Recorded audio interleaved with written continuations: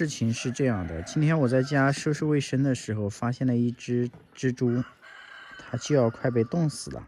于是我就把它暖在手上，希望它能复活。结果它还是去世了。蜘蛛含有大量的蛋白，所以不能浪费。来，二驴，这货还不吃。我的天呐，你还是一只鸟吗？吃。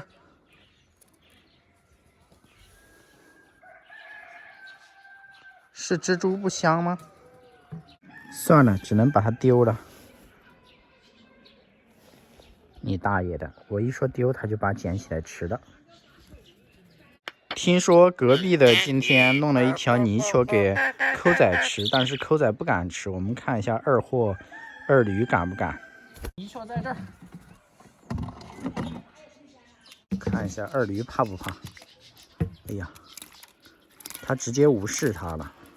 二货就是二货，说明水深呢。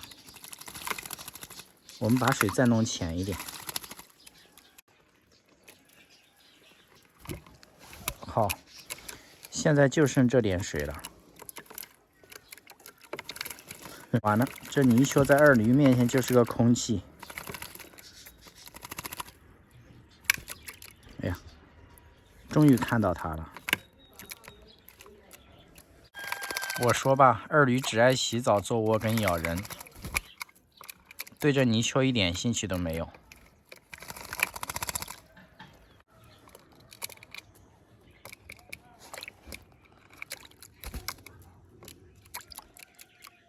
算了，给它加点水，让它好好洗个澡。二驴对吃的兴趣不大。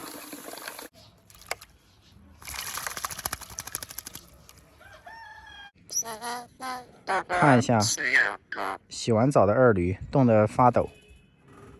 现在天的确冷。二驴，唱首歌。永远都唱不清楚。二驴，打个牌，3个6。我不会说话。不会说话，你大爷的！过几天就给它剪指甲。救命啊！看一下这指甲好长了，又开始咬人，还没给你剪呢。